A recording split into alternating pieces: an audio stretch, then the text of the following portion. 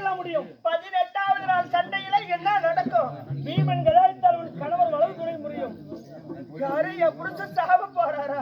அப்படி முடிந்தவுடனே சரி பத்தில் ரூபாயானது என்ன செய்தால் 10 வெடித்த கூட்ட நாளை பழுவெடுத்து முடிப்பேன் என்று அம்மன் போனார் வனவாசம். சரி அந்த சபதமானது மார்பினை அமர்ந்து மார்பை பிளந்து பழுவெடுப்பை சீப்பாகவும் சரி ரத்தத்தை குருவியின் சொல்லி ரத்தத்தை அள்ளி எண்ணெயாகவும் உன் கணவனுடைய குடலை பிடி கட்டி கவராகவும் ஈரலை பிடுங்கி பூவாக வைத்து அம்மன் கூந்தலை சூடுவது உண்மை, முடிப்பது உண்மை. அப்படி கொடுக்கிற பண்ணா 101 முடி மன்னரோட மனைவி எல்லாம் தாலியாட்டு சரி இதோட நெல்லத்தான் போகும். அப்படியா குரத்தி நம்ம குறி நல்ல குறி அது அப்படியே இருக்கட்டும். என் புருஷ வனவாச போன மன்னனாகப்பட்டவர் அரமனைக்கு வருவாரா வரமாட்டாரா? உடனே வருவார்.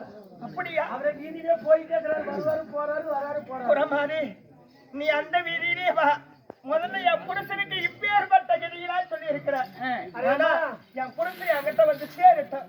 நடக்கிறது அப்புறம் சொன்னேன். அதே பொன்பொருள் வேண்டாம். சரி வேலை இருக்கிற குருபுரித்து தேவாதி இருக்கிற குருபுரித்து வைடூரி முக்க ராவணிச்சூடிய மலகட கூட எல்லாம் பரிசாக பெற்று வந்தேன். காசு பணம் வேண்டாம். நீ சொன்ன குறிக்கு கூலி கேட்கிறியா? உனக்கு பவுடு வேணுமா, பணம் வேணுமா, பவளம் வேணுமா?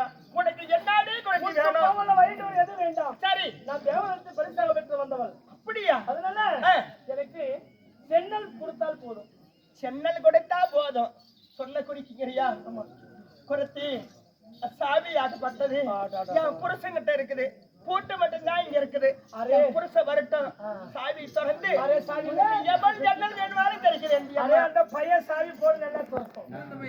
அரே சாவி அது சேராது. நம்பர் போட்டு அது உங்க நம்பர் போட்டு அரே போய் சேருமா அந்த சாவி? சேராதா? போட்டு பாக்குறத